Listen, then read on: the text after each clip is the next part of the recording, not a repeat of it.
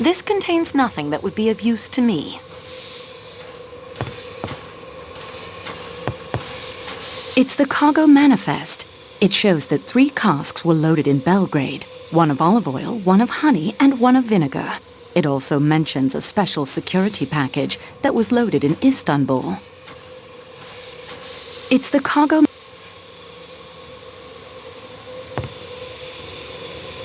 I've heard of this honey. It's reported to be quite good. Salonika olive oil, a keg of Greece's finest. A keg of white wine vinegar.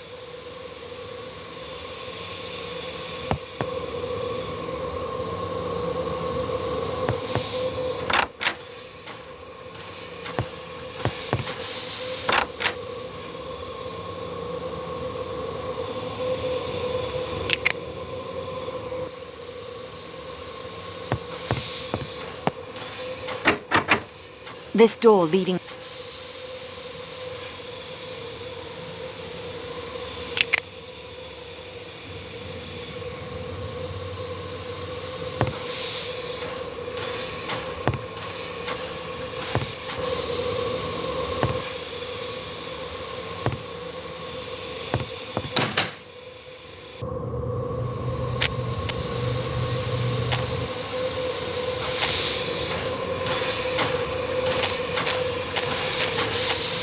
I would like to fingerprint you.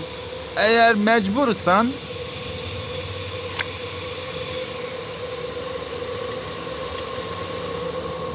Seninle konuşamam şimdi. Sonra belki.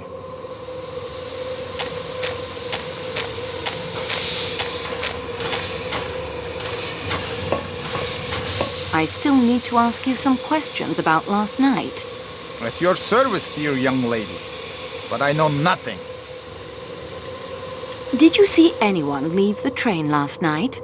No, but as I have told you, we were busy with the boiler. The pressure must be kept up for the light and heat.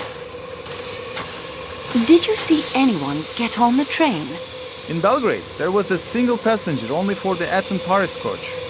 No one at the other stops that I saw. Can you describe this passenger? He was small, dark. A doctor, I think Michel said. No one else? Well, Matteo, of course, the Athens-Paris attendant. Not to speak ill of the crew, but he was very late getting aboard. He left the station only moments later. I would like to fingerprint you. Anything you require. However, if you're planning to smear that typewriting ribbon on my fingers, it is unnecessary. My fingers are black from coal dust already.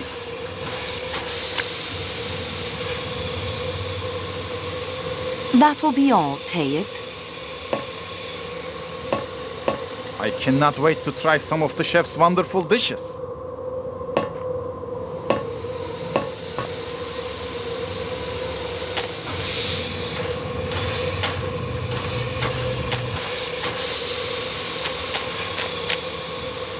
Well, would you look at that?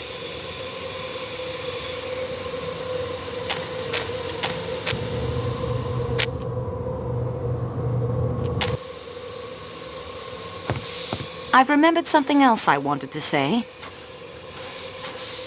I would like to fingerprint you. Ay, señorita? Everyone.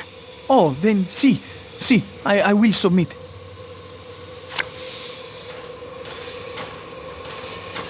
Good day, monsieur.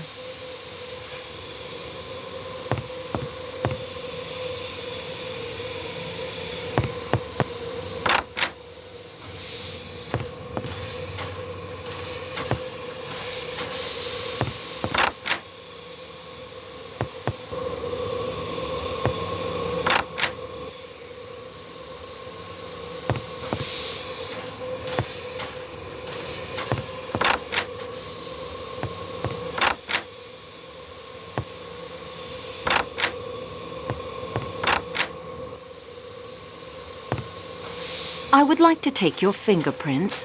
What is that you say? I protest. I have nothing to do with this crime. Everyone must be fingerprinted. Refuse? No, of course not. Let's get it over with.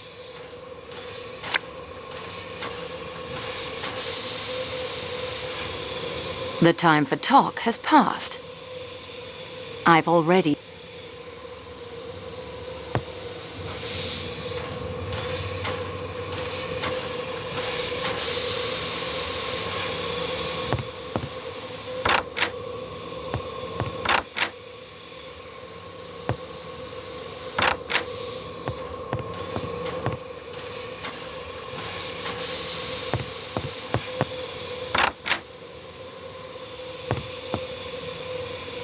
Something has occurred to me since I left you. I would like to take your fingerprints. I guess it's okay.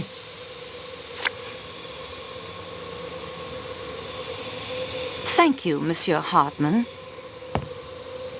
We can talk later, okay? I've already...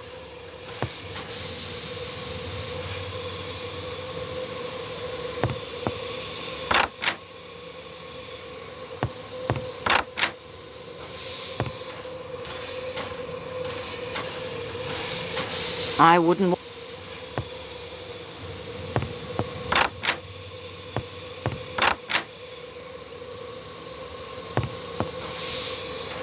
Nothing else.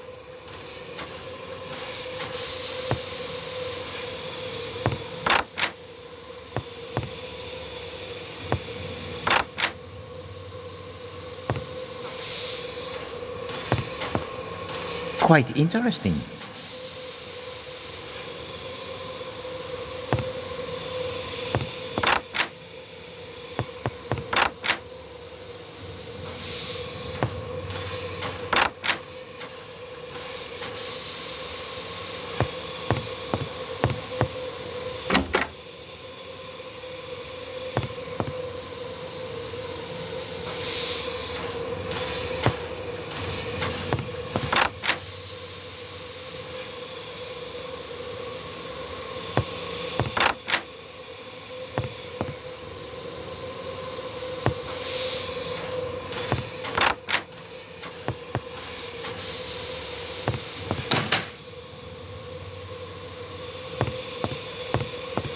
I'm sorry. I don't think I'm quite done yet.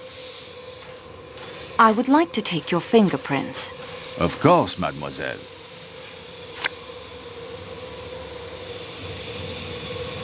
There is nothing more I can tell you.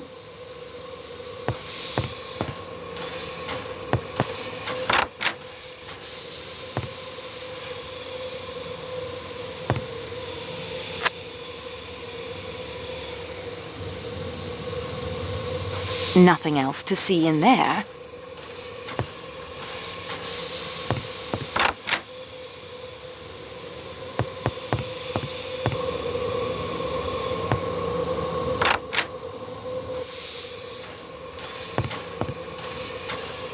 I won't find anything else in there. Colonel Arbuthnot, I do not believe we've been properly introduced. I expect the formalities must be winked at in a case like this, mademoiselle. The attendant told me you are acting on the Frog Detective's behalf. I am the Frog, monsieur. Hercule Poirot is Belgian. Apologies, no offense meant. Your accent's a bit of mid-channel, difficult to pick up. May I have your passport, please? Of course. Colonel Francis Gordon Arbuthnot, the Mews, Cheltenham, Royal Northumberland Fusiliers, currently stationed in India. Yes, on leave. But you're not traveling on the P&O boat? Why not? I stopped in Baghdad with the AOC, who happens to be a good friend of mine. Where did you meet Mademoiselle Debenham? Miss Debenham? What, in Baghdad, if you must know. And your opinion of her? You can take it from me, she's all right. A Puka Sahib. Can you give me an account of your movements last night? Yes, I think I can. After dinner, I had a drink in the salon car with young McQueen, the dead man's secretary. Surprisingly knowledgeable about world affairs for an American, even if he had got hold of some tomfool ideas about India. We adjourned to his compartment, let me see, around 2100. That's 9 p.m. You saw us in the Belgrade station courtyard. We stepped out for a bit of fresh air, but with the weather turning foul, that wasn't on. I will take your fingerprints now. Will you, by Jove? Well, get on with it then.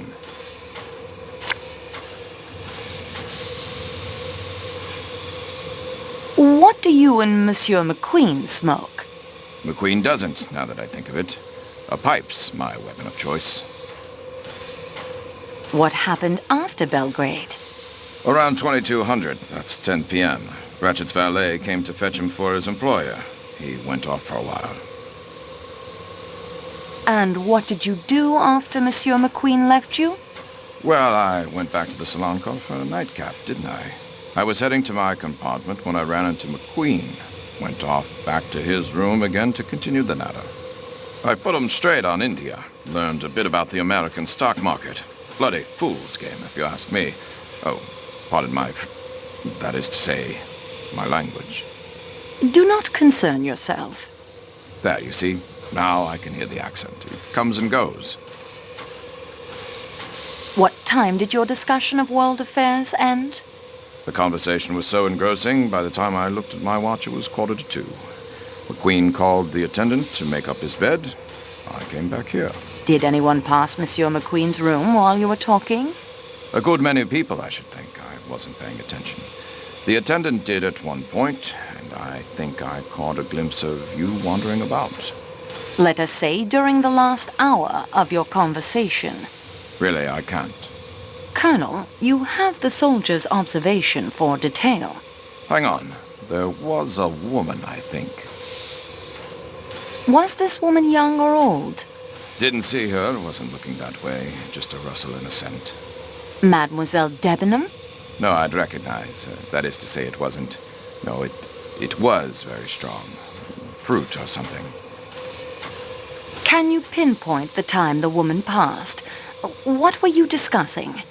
Let's see, I was detailing the other washout. Stalin's 5-year plan was turning out. It must have been within the last half hour.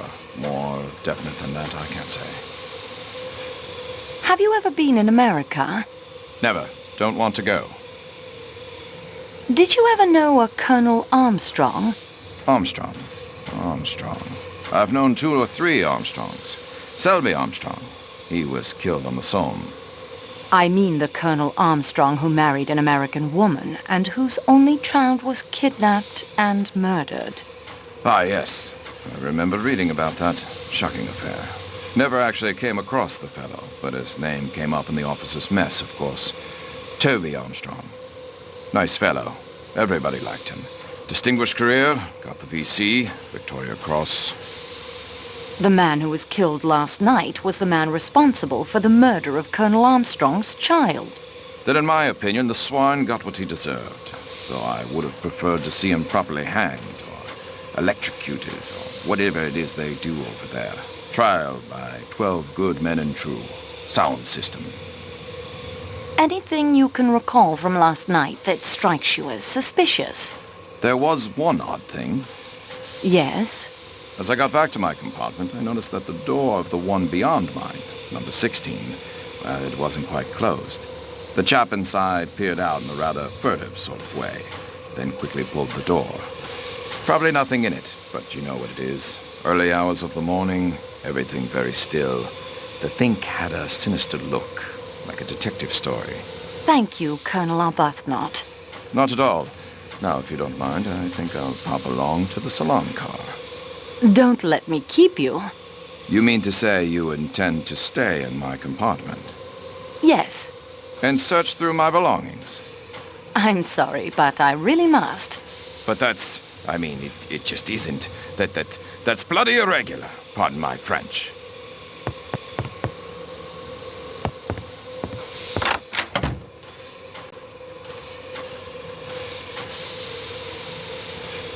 I've already...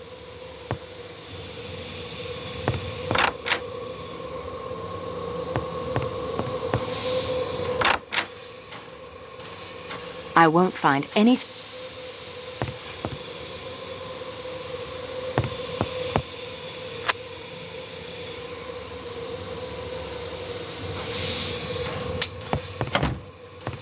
The bracelet is worthless, mademoiselle. It is copper only. I bought it outside the train station in Istanbul. For my arthritis.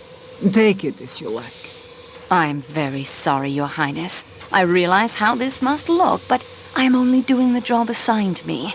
I promise I'll return it to you, if I can. Ah, then I expect you would like to interrogate me. I believe that is the correct term. If I may. But of course, I am suspect just as anyone in the Calais coach must be. I am ready for the 3rd degree. I have borrowed your passport, Your Highness. I noticed that as well. Natalia Dragomirov, 17 Avenue Kleber, Paris. You are traveling home from Istanbul, madame? Yes. I have been staying at the Austrian embassy. My maid is with me, as you saw in the marketplace. Could you give me a brief account of your movements last evening? Nothing could be simpler. After dinner, Schmidt, my maid, read to me. We were interrupted by the train stopping to avoid the avalanche. Then she read aloud to me some more, till quite late. Can you give me an idea of the time? If I were to guess, I would say it was 1:30. Has your maid been with you long? 15 years. Do you consider her trustworthy? Absolutely. Her people come from an estate of my late husband's in Germany. Forgive the personal nature of this question, madame, but what is the color of your dressing gown? My dressing gown? It is of blue satin. I regret to tell you that I must take your fingerprints. Dear me. With typewriting ribbon? Have you something I may clean my hands with afterwards? I have some paper napkins. Thank you, mademoiselle. Those should suit admirably.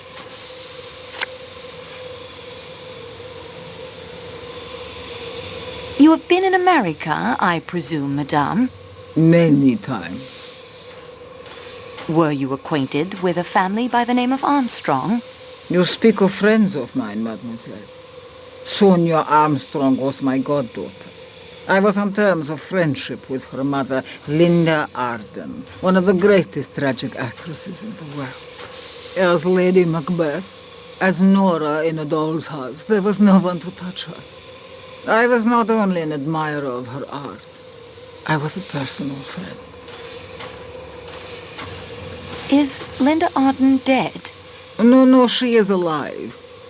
It is a sort of life. She lives in complete retirement. Her health is very delicate. She must lie on a sofa most of the time. Mrs. Armstrong had a sister, did she not? Yes, much younger than Mrs. Armstrong. And she is alive? Certainly. Where is she? I must ask the reason of these questions. What have they to do with the murder on this train? The dead man was responsible for the kidnapping and death of Mrs. Armstrong's child. Ah. In my view, then, this murder is an entirely admirable occurrence. You will pardon my slightly biased point of view. It is most natural, madame. Where is the younger daughter of Linda Arden, the sister of Mrs. Armstrong? I've lost touch with the younger generation. I believe she married an Englishman some years ago, but at the moment I cannot recollect the name. Mademoiselle, you will forgive me, but the one you assist, he who guides the investigation, no one has told me his name. He is Hercule Poirot, madame. Poirot. Of course.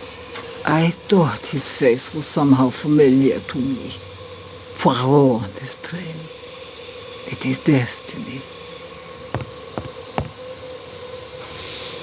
If I remember the name of the Englishman Linda's other daughter married, I will inform you at once. Nothing else.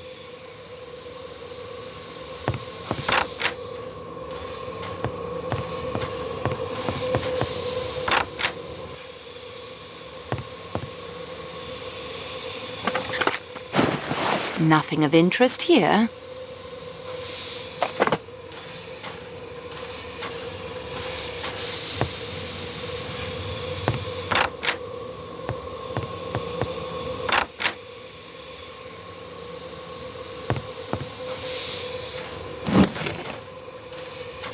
HMK. A good idea, but I've come up empty.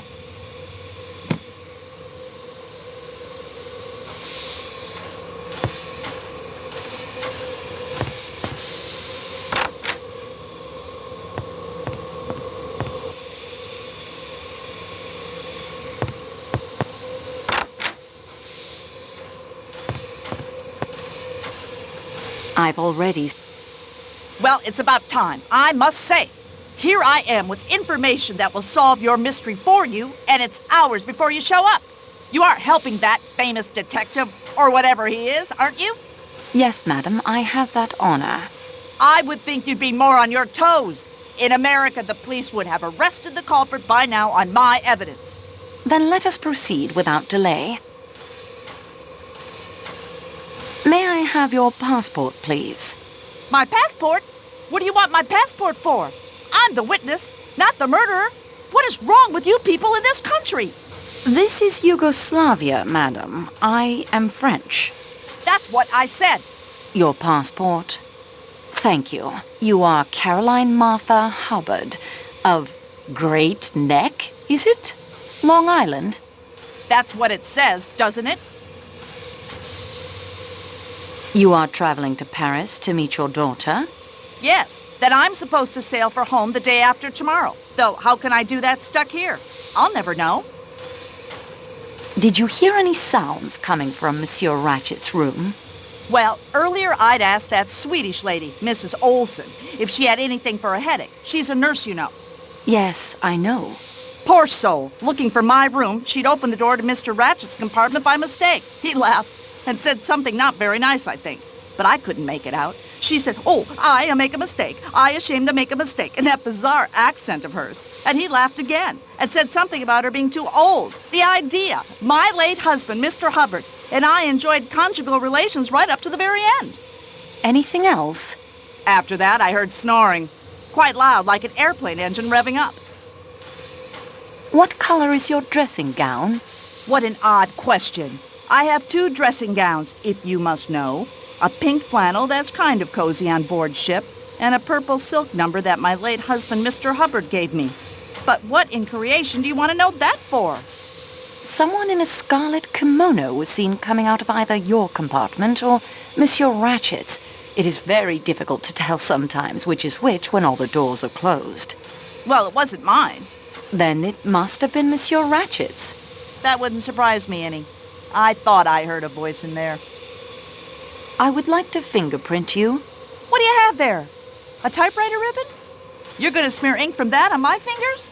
That was my intention. And how do you plan to clean that mess off afterwards? I have something to clean your hands with. Cocktail napkins? Good gracious, sweetie. What kind of fleabag investigation are you conducting here anyway? I appreciate your cooperation.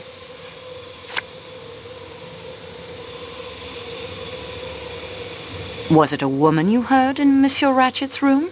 Yes, I think it was. Did you hear what was said? Well, I didn't put a glass up to the connecting door and eavesdrop, for heaven's sakes.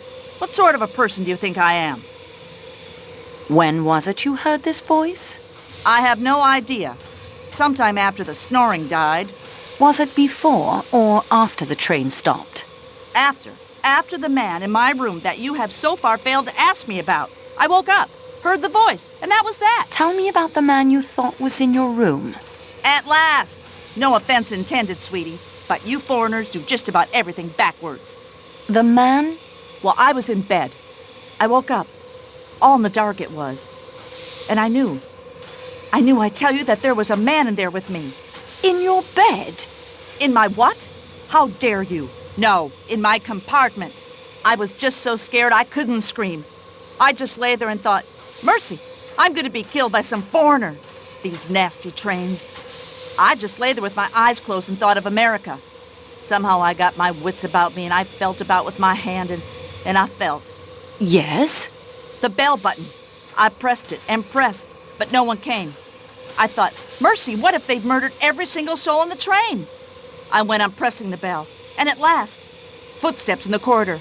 I dragged on my dressing gown, the pink one. I screamed, come in, and switched on the lights, and would you believe it? There wasn't a soul there. Michel opened your door and entered. Yes, although considering the time it took him to arrive, he must have come by dog sled. He seemed to imagine I dreamt the whole thing. I tell you here and now, I'm not one to imagine things. Michel searched your compartment? Yes, even under the chair. Although he said there wasn't room for a man to squeeze himself under there. I asked him to check the connecting door. Was it bolted? No, but I knew it had been because I asked the Swedish lady to check it when she brought me the headache powder. Before Michel arrived, did either door open and close? Sweetie, my eyes were squeezed shut tighter than a banker's fist. I didn't see. And with the bell making all that racket, the intruder could have dynamited a hole in the wall, and I wouldn't have heard it. Do you remember the Armstrong kidnapping? I'll say I do. How that wretch that did it escaped scot-free, I'll never understand. I'd have liked to get my hands on him. You could have, madam, when the connecting door was unbolted. You mean Ratchet was the man? Yes, his real name was Cassetti. Well, imagine that. Wait till I tell my daughter. Were you acquainted with the Armstrong family? Well, they were from New York, too. But no, they moved in a very exclusive circle. I've always heard that Mrs. Armstrong was a perfectly lovely woman and that her husband worshipped her. It was all incredibly sad. I would like to dust the doorknob of the connecting door for fingerprints. My, aren't you the little improviser? Be my guest, sweetie. Search the whole place if you'd like. I need a drink. Mrs. Hubbard, wait. You dropped this. That's not mine. I thought as it has the initial H on it. I've got mine right here. See? It's marked CMH, and it's a sensible thing, not that flimsy, expensive Parisian cambric. What good is a hanky you can't sneeze into?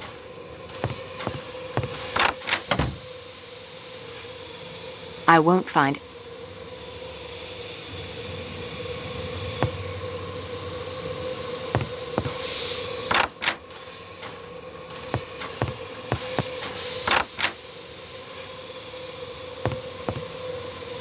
Nothing else.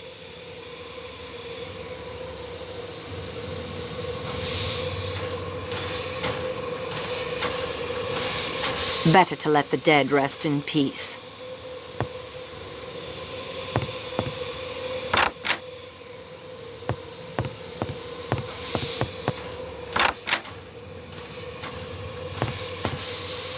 I wouldn't like to try that while company is about.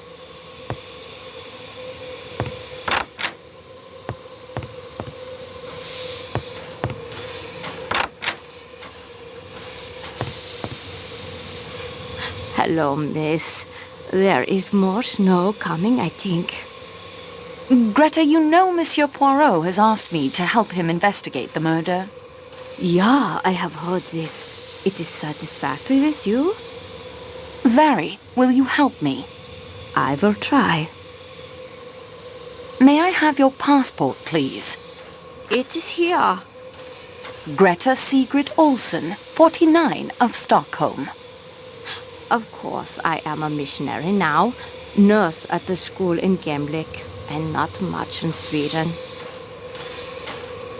You gave Mrs. Hubbard a headache powder last night? Yeah, poor lady with the pain in the head. That was around 10:40, I believe. I am not sure. Did you leave this compartment again after helping Monsieur Poirot? His ankle is not so very injured, you know. I looked at it again this morning. I think he is not as brave as some of my little children. After Monsieur Poirot? I woke several times, of course, but it is because you were peeking out and leaving the compartment, not I. After that? When you finally settled down. No, I was very tired from all the activity. I slept. If I had gone out, would you not have noticed? I'm not sure. You were here in the lower berth. I slept until the morning. I slept soundly enough that you might have gone out again. I do not know about that, but I myself was sleeping. Your dressing gown is brown, is it not? Yeah, you have seen it for yourself. Very comfortable, of jäger wool. I would like to fingerprint you. But of what am I accused? Nothing, it's only formality. Oh, I am sorry. Please fingerprint me.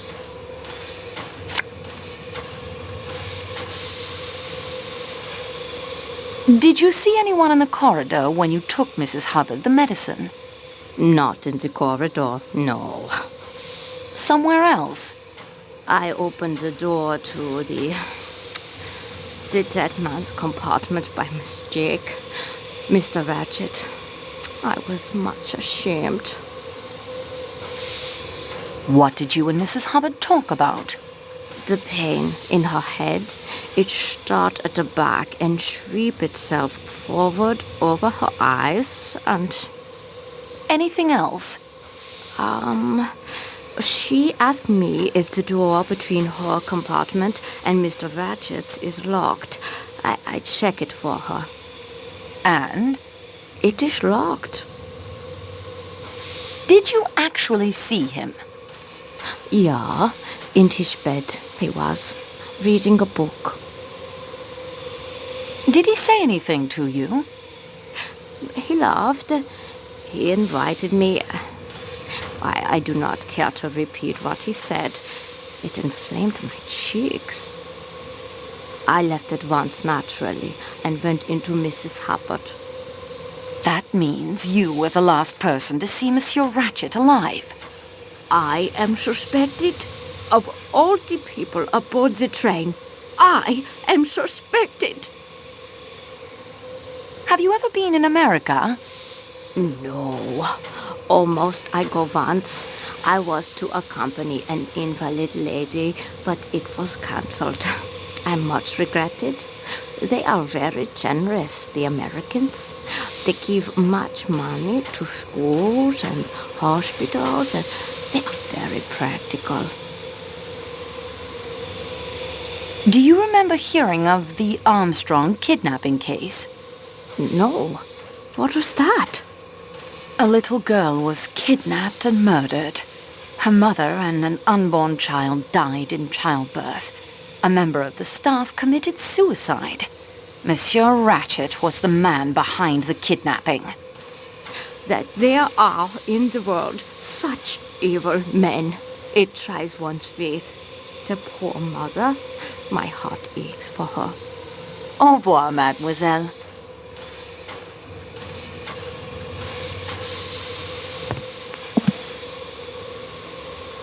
All the talk wears me out so. Could we speak later?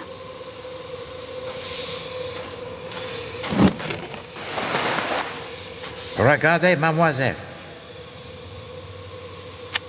Nothing else. I don't need...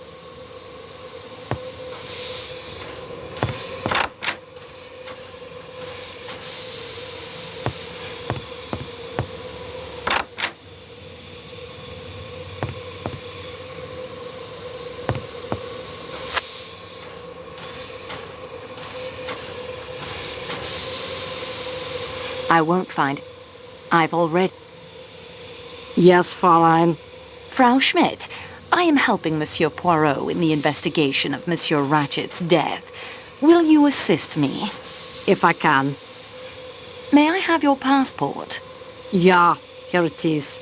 You are Hildegard Schmidt, aged 43, living in St. Petersburg? Where I attend Madame la Princesse, yeah. What can you tell me of your movements last night after dinner? I moved very little. I read to the Princess Bleak House by the English writer Charles Dickens. The sudden stopping of the train interrupted us. Madame la Princesse luckily was not harmed. I returned to reading. I do not read aloud very well, but Her Excellency says that it is all the better. So it sends her better to sleep. When she became sleepy, she told me to go. I returned to the compartment I share with Fräulein Debenham. What time was that? It was very late. 1:30 or more. Tell me about Mary Debenham. She is a very agreeable young lady. She was already asleep when I came in after reading to Her Excellency. What color is Mademoiselle Debenham's dressing gown? It is a pale purple. Mauve, I believe the English say. Did Mademoiselle Debenham leave the room at all last night? Not after I returned. I sleep lightly, Fräulein. You understand? Should Her Excellency require me. I would like to fingerprint you. If you must.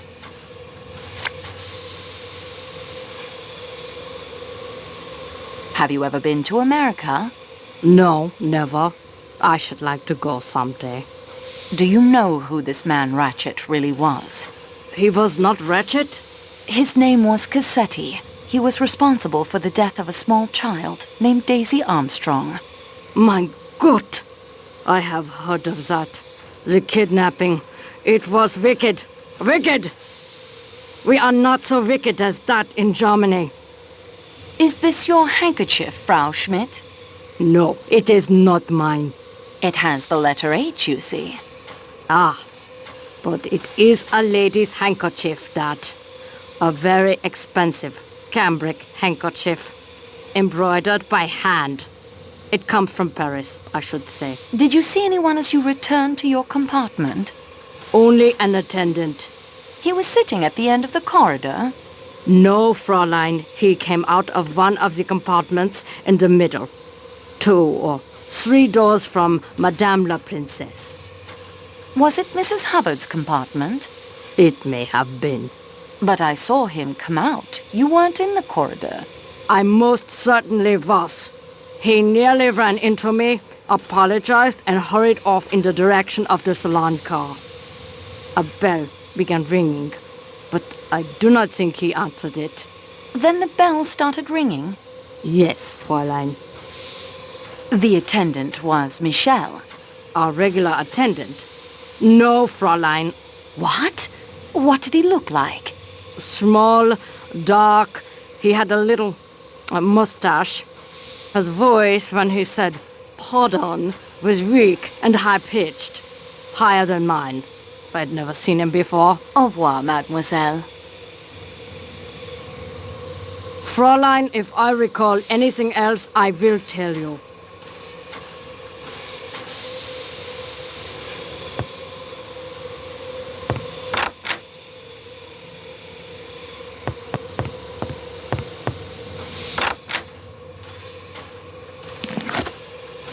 I'll put this into my scrapbook so I can take a closer look at it later.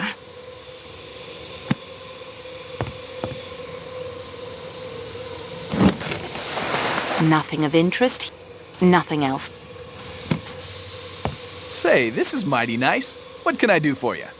My name is Antoinette Marceau. I'm assisting Monsieur Poirot with his investigation. You know the name, perhaps? It does seem familiar, only I always thought it was a dressmaker. Monsieur, for all our sakes, please do not repeat that in front of Monsieur Poirot. Do you promise me? I think I just about promised you anything. Oh, darn it, there I go, sounding like Mr. Ratchet. You had enough of him, I expect, at the market in Istanbul. I didn't mean anything by it except, well, except it's the truth. I love your accent. A little bit of British, a little bit of French, a lot of heaven. Darn it, there I go again.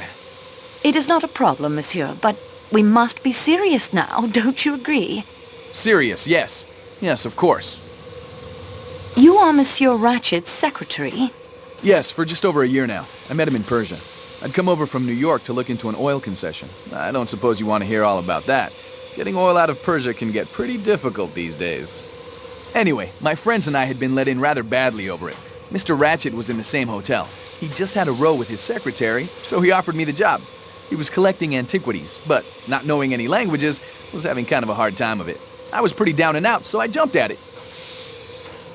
What can you tell me about Monsieur Ratchet? The actual truth is, Miss Marceau, it is Miss, isn't it? Wait, don't have to answer. None of my business. The truth is, I don't know anything about him. He never spoke of himself or his life in America. You must have formed some theory about him, Monsieur McQueen. Well, yes, I did. For one thing, I don't believe Ratchet was his real name. I think he left America in order to escape from someone or something. I think he was successful until a couple of weeks ago. Oh, what happened then? He began to get letters, threatening letters. May I have your passport, please? Sure, here you go. What is your full name, age, and address? Hector Willard McQueen. I'm 28. You're about what, 24, 25? Your address, Monsieur McQueen? That's right, Hector. Always saying the wrong thing. That's me. I live at 58 Warren Street, New York. I would like to take your fingerprints. Would you really? Say, that's swell. I mean, of course. Of course you can.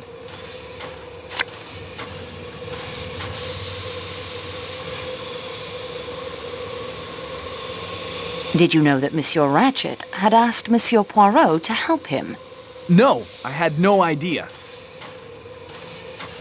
Did you see these threatening letters? Yes, it was part of my job to attend to his correspondence. Do you still have the letters? I've still got a couple in my files. How did Monsieur Ratchet act when he received the first letter? It's difficult to say. He passed it off with a laugh in that quiet way of his. But somehow, I felt that there was a good deal going on underneath the quietness. Did you like your employer? No, I did not. Why not? I can't exactly say. He was usually quite pleasant in his manner. I'll tell you the truth. Antoinette, sorry, Miss Marsо, I disliked and distrusted him. He was, I am sure, a cruel and dangerous man. Were you on good terms with your employer? This is where I'm supposed to go all goose-fleshy and shifty-eyed, right? Like some thriller? You got nothing on me. And so on? Yeah, sorry, but Ratchet and I were on perfectly good terms. When did you last see Monsieur Ratchet alive? Last evening about 10 o'clock, I guess. Masterman fetched me. Mr. Ratchet wanted me to take down some memoranda for him. On what subject? Some pottery he'd bought, and a statue we were bringing back to Paris with us. It's in the baggage car. Monsieur McQueen, you are correct. Ratchet was an alias. I knew it! Who was he? He was Cassetti, the man behind several notorious kidnapping cases, including the famous affair of little Daisy Armstrong. That damn skunk! If I'd known that, I'd have cut off my right hand before I'd write another letter for him. May he burn in hell. I didn't mean to upset you. I have reason to be upset. My father was the district attorney who handled the case. I saw Mrs. Armstrong more than once. She was a lovely woman, so gentle and heartbroken. If ever a man deserved what he got, Cassetti's the guy. I'm rejoicing. A man like that wasn't fit to live. You almost feel you could have murdered him yourself? I do. Seems I'm kind of incriminating myself here. Can you describe your movements last night? Let's see. I fell into conversation with that Englishman, Colonel Arbuthnot. Then I went to take down some memoranda for letters Mr. Ratchet wanted written, like I told you. When I came out, the Colonel was down the hall waiting while the attendant made up his bed. He came along back to my room here, and we discussed world politics. The government of India, the Wall Street crisis. I don't, as a rule, cotton much to Britishers. They're a stiff-necked lot. But Arbuthnot is all right. Did you hear or see anyone in the corridor while you were talking? Let's see. Yes. The attendant passed along once from the direction of the restaurant car. I caught a glimpse of his uniform. Then I do remember some woman in a silk, scarlet something or other. Again, just a glimpse. She was headed the other way, towards the restaurant car. Did you see her return? No. Now that you mention it, I don't think I did. But I suppose she must have. What time was it that the Colonel left you? Pretty late. Getting on for 2 o'clock, I'd say. What happened after Colonel Arbuthnot said goodnight? I called the attendant to make up my bed, and then hit the sack. What sack did you hit, and why? I went to bed. Slept till morning. You were together when the train stopped? Yeah, shook me up a bit. But the Colonel was as cool as ice water. He's been in some tough scrapes, I'd guess. A near train wreck didn't even make him blink. Do you smoke a pipe, Monsieur McQueen? Nope. Don't smoke at all, as a matter of fact. I know they say it's healthy, but I don't believe them. During the evening, did you leave the train at all? Only when Arbuthnot and I got out at Belgrade to stretch our legs, when we saw you. But it was bitterly cold, so we hopped back on again. Which door did you use? The one closest to here. Do you remember if the door you used was bolted? Yes, I seem to remember it was. At least there was a kind of bar that fitted across the handle. Did you replace the bar when you returned to the train? You know, I don't think I did. I remember now. I left it unbolted for you. Say, listen, since we know that Ratchet was really that swine Cassetti, there's something you should know. Yes? One night, late, after he'd received those threatening letters, I heard him working at my typewriter. He never did that. He always dictated his letters to me. From then on, wherever we were, he insisted on access to the safe. Whatever that document was, it was important enough that he traveled with it wherever we went. If there wasn't a safe available, he had one installed. I know for a fact he had one installed in the security room in the baggage car. I saw it when we were loading his crate. Do you have the combination? If he didn't trust me to type it for him, you really think he'd give me the combination? Merci, Monsieur McQueen. I sure love talking to you. I just wish I had something to say.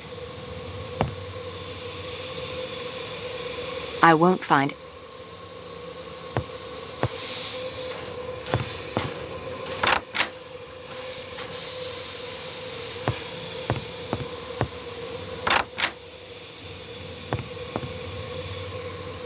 I've told you all I know, miss. Nothing else to... I've already...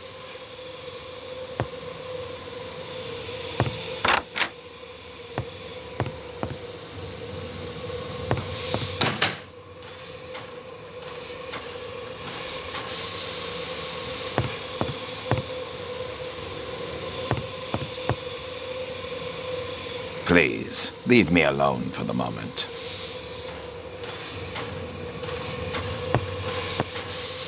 Not now.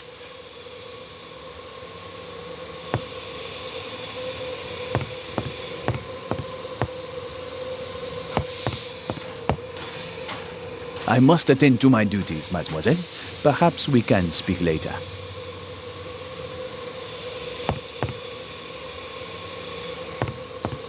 Come back later, Miss Marceau. We can chat then. The time for... I will talk to you later.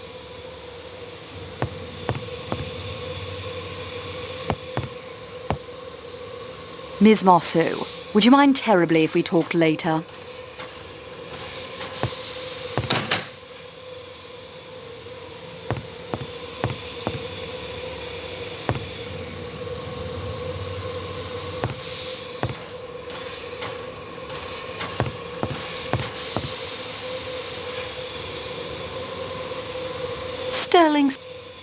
Sterling silver. What they say about the chef is true. This buffet is a carnival's dream.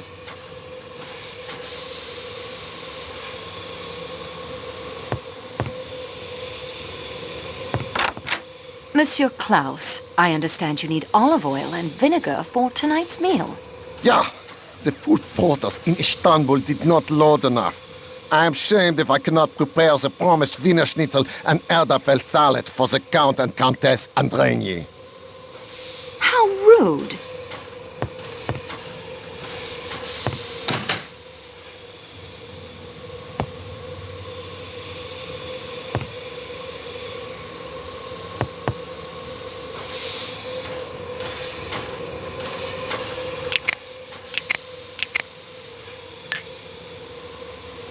I won't do that. That doesn't make... The good detective knows he...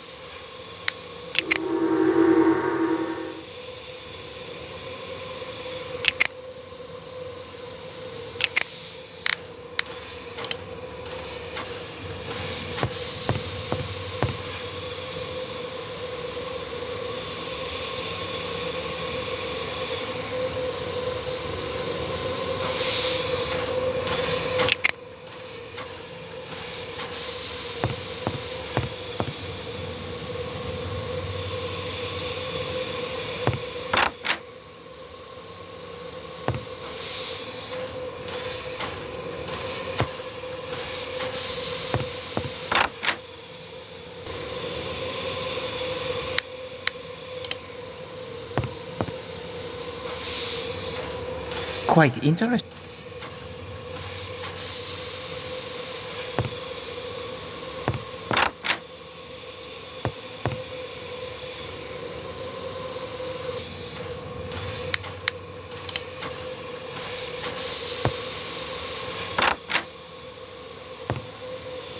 Nothing else.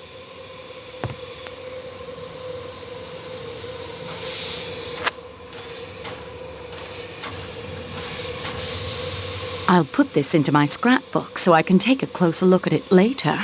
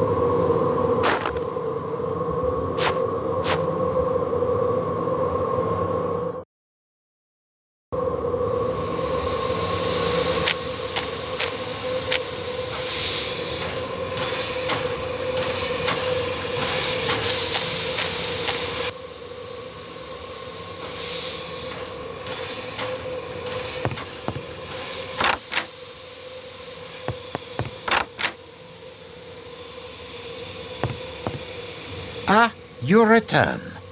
Is there more to report to me, mademoiselle? His menu seems to overemphasize meat details. The butcher, speaking, has been even more complimentary than usual today. Worse than avalanches and murder, beyond the figure. Why does it not depend on what we know part of movement last night? And that is everything I have discovered so far. We progress, mademoiselle. Now, let us see what we can learn.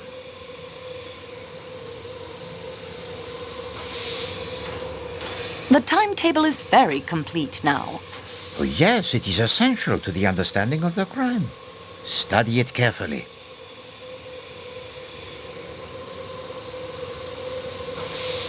We have many alibis we can use to eliminate suspects. Yes, too many. Compare them all. Look for discrepancies. We must be certain that they do not leak the water. I believe I have collected all the passports. Très bien, mademoiselle. You have done well. I think I have secured all the fingerprints.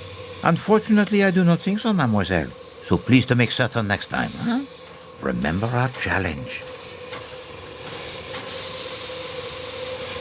Madame Hubbard heard a woman in Monsieur Ratchet's room. Wait, and about the time you heard the noise and saw the woman in the scarlet kimono.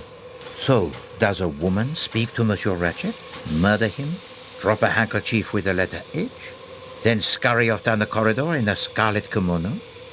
Or does Madame Hubbard hallucinate a woman's voice as well as the man in her room? The valet masterman says Ratchet took less than his normal sleeping draught. So, instead of a comatose Ratchet who would not struggle when the knife began its work, we have a Ratchet who might cry out. But after the cry, I heard Ratchet tell Michelle that there was nothing wrong. Monsieur McQueen saw the woman in the scarlet kimono. But not enough to identify her. And he says he saw Michelle coming from the direction of the salon car, or at least someone in an attendant's uniform. Colonel Arbuthnot saw the attendant and thinks he caught the scent of a woman. Ah, the scent of a woman.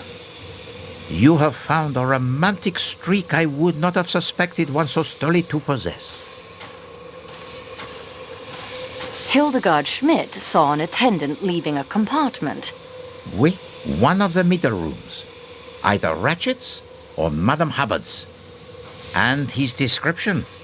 No, it is not Pierre Michel, this small dark man with a moustache who speaks in the high voice. No, but he matches the description Ratchet gave Hardman of his enemy. Both Madame Hubbard and Mademoiselle Olsen confirm the connecting door was locked. An attendant's pass key opens even connecting doors, I think, so I am not so baffled by that locked door. Colonel Arbuthnot saw Monsieur Hardman watching the corridor from his room. Monsieur Hardman's door opens to the right, so unfortunately he could see little of the corridor, but he would have seen if anyone entered the Calais coach from the Athens-Paris coach. We have not one, but 2 additional attendants' uniforms. 2 uniforms, 2 knives, possibly 2 murderers, one right-handed and one left? Can they have had the same plan, to sneak about disguised as attendants, in order to murder Monsieur Ratchet in his sleep? What a moment that must have been, as they encounter one another over the body. It is like a scene from a Marx Brothers movie, that. Someone was hiding in Ratchet's crate. A valuable statue is stolen. And then the thief decides to do what? Well, masquerade as the statue? To escape detection? The missing statue is another motive for murder. Why not? We have the possible revenge from the Armstrong kidnapping, a possible assassin from Ratchet's Underworld past. So why not a thief who kills Ratchet to cover up his crime? If we find 9 more motives for the murder and 10 more knives, we at least will have explained all those stab wounds. The books in Ratchet's crate were all references of use to the murderer. Explain, mademoiselle. Géographie Européenne would be helpful in following the route of the train and choosing the best spot for murder. Introduction à la Science could give information about sleeping drafts. And Crime et Punition by Dostoevsky? Was the guilty conscience of the killer haunting him as it did the unfortunate Raskolnikov? Hardman's actions were very suspicious. And the key he discovers in Michel's clothing that opens the door to the security room in the baggage car is suspicious as well. McQueen is the son of the district attorney involved in the Armstrong case. Pardon, district attorney? What is that? Some sort of police official, I believe. Princess Dragomirov was Sonia Armstrong's godmother. Oui, it is coincidence, or something more? I have all the pieces. All that remains is for me to assemble them properly. Très bien, mademoiselle. You have done well. Merci, mademoiselle. Unfortunately, the report it is not yet complete. We are now armed with much more additional knowledge than before. Continue the investigation, and do not be afraid to go over the ground you have already covered. Ah, you return. Is there more to report to me, mademoiselle? And that is everything I have discovered so far. We progress, mademoiselle. Now, let us see what we can learn.